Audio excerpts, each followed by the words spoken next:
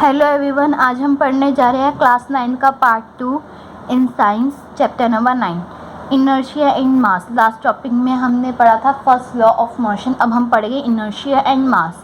What is inertia? पहले हम inertia पढ़ेंगे फिर मास पढ़ेंगे, ठीक है। इनर्शिया क्या होता है? मैंने मार्क लगा रखा है, मैं यही पढ़ाऊँगी क्योंकि सारे में ऐसे ही उन्होंने गिवन ऐसे एक्सप्लेन कर रखा है, इसलिए मैं आपको मेन टॉपिक समझाती हूँ, ऐसे ही आपको समझ आ जाएगा। If it is at rest, it tends to remain at rest. If it is moving, it tends to keep moving. This property of an object is called its inertia. Inertia वो होता है जैसे हम किसी रेस्ट में, तो हम rest में ही रहना चाहिए थोड़ी देर तक के लिए। अगर हम मोशन में, तो हम मोशन में ही रहना चाहिए थोड़ी देर के लिए तक, ठीक है। जैसे एग्जांपल देखो, एग्जाम्पल के पास साथ देख लो। जैसे कि हम अगर ट्रेन में बैठे हैं, तो फिर जैसे ट्रेन चलती है, आपने नोटिस भी किया होगा, जैसे ट्रेन चलती है फिर एकदम से रुकती है ट्रेन, तो आपको झटका सा लगता है, तब भी आपको लगता है कि ट्रेन चल रही है।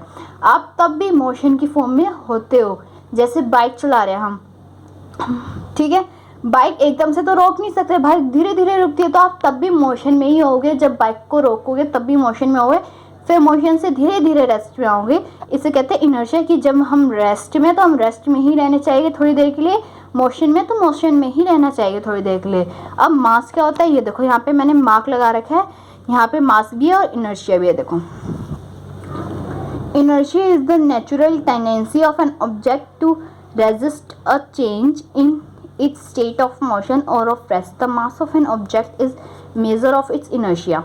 इसमें भी यही बोल रहे हैं, जो इनर्शिया होती है, वो इनर्शिया होती है जो भी ऑब्जेक्ट होता है वो रेजिस्ट करता है।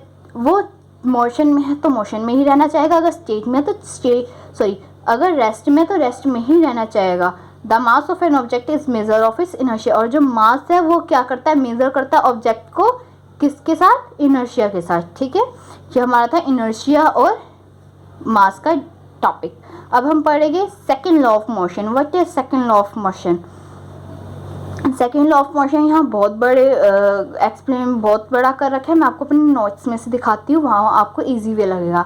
अगर आपको मैंने जो आपको नोट्स दिखाया उसमें से करना है तो उसमें से कर लेना, या फिर बुक में से मैं आपको समझा दूँगी, मुझे कमेंट में लिख के भेज देना। अगर आप नोट्स करोगे तो आपके लिए बहुत ईजी हो जाएगा ये, क्योंकि ये जो चैप्टर है ये टफ हो सकता है आपके लिए, ठीक है। देखो, मैं नोट्स में बताती हूँ आपको सेकेंड लॉ ऑफ मोशन। देखो, what is second law of motion. हमने लास्ट टॉपिक यहाँ ख़त्म किया था, 9.1 एग्जाम्पल किया था, फर्स्ट लॉ किया था। अब सेकेंड लॉ ऑफ मोशन करेंगे।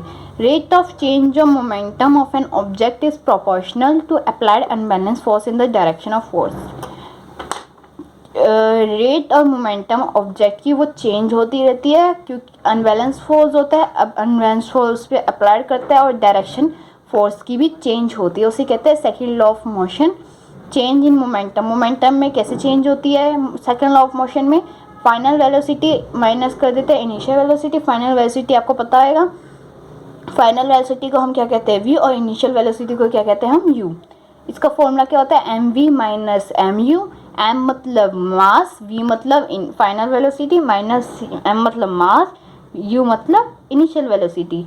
एम दोनों में कॉमन आ रहा है तो एम बाहर आ जाएगा और वी माइनस यू अंदर आ जाएगा, ठीक है। ये हमारा क्या था, चेंज इन मोमेंटम। अब rate of change of momentum का फॉर्मूला क्या होता है, चेंज इन मोमेंटम अपॉन में time taken. Change in momentum का फॉर्मूला क्या होता है, M multiply V minus you upon में टी।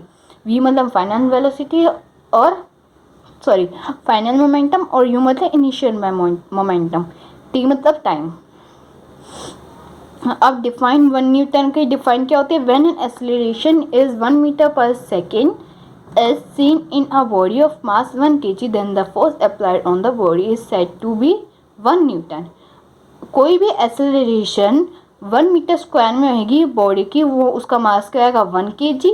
फोर्स अप्लाइड होएगा बॉडी पर, वो उसे क्या कहेंगे 1 न्यूटन। अब देखो, जैसे कि 1 न्यूटन किस में आता है, फोर्स को हम कहते हैं ना न्यूटन फोर्स। जैसे हमने फोर्स का निकालना है, फोर्स का फॉर्मूला क्या होता है, एम मल्टीप्लाई ए नहीं दे रखा होता तो वी माइनस यू अपॉन में टी होता है, वी माइनस यू दे रखा होता है, टी दे रखा होता है। अगर नहीं दे रखा तो हमारा कोई ये क्या बोल रहे हैं, मास हमारा क्या, हमारा 1, हम क्या लिख देंगे, मास 1 लिख देंगे, multiply A V minus you upon में टी नहीं दे रखा है, ए दे रखा है, क्या दे रखा है ए में 1, तो क्या लिख देंगे 1, दोनों को मल्टीप्लाई करेंगे क्या आएगा 1, और फोर्स हमेशा किस में आता है न्यूटन में, तो उससे क्या बोलेंगे न्यूटन, 1 न्यूटन। इसमें यही बोला है, अगर डाउट है तो कमेंट्स में पूछना, ठीक है। अब नेक्स्ट टॉपिक देखते हैं। नेक्स्ट टॉपिक में हमने क्या करना है, अब जैसे कि ये है proof of Newton's first law of motion from second law. First law state that external force F0 then a moving body keeps moving with the same velocity or a body at rest continues to be at rest। बोल रहे जो Newton's था उनने proof किया था first law of motion में, और first law of motion से सेकेंड लॉ ऑफ मोशन में। जो फर्स्ट लॉ ऑफ मोशन है वो एक्सटर्नल फोर्स होता है, क्या करता है एक्सटर्नल फोर्स स्टेट करता है, उसका क्या होता है F0 होता है।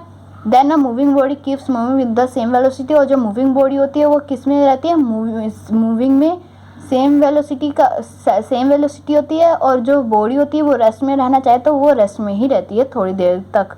F0 आएगा तो F का फॉर्मूला क्या आएगा M V minus you upon में टी। ए पार्ट देखो, a body is moving with initial velocity U then 0 is equals to M V minus you upon में टी। हमने F को क्या कर लिया था 0, तो क्या आएगा F0 हो जाएगा is equals to m as it is v minus you upon में t as it is equals to, ये जो 0 है ये v minus u as it is आ जाएगा, और एम और टी हम नहीं लेंगे क्योंकि v माइनस यू हमारा एक्सेलरेशन ही होता है। f हमारा क्या है, f हमारा 0 है तो हम 0 की इक्वल में पुट कर देंगे। दस final velocity is also same, a body is, जो फाइनल वेलोसिटी है वो भी सेम ही रहेगी। v इज इक्वल्स टू 2 हो गया तो u किसकी 0 होगी, फाइनल वेलोसिटी भी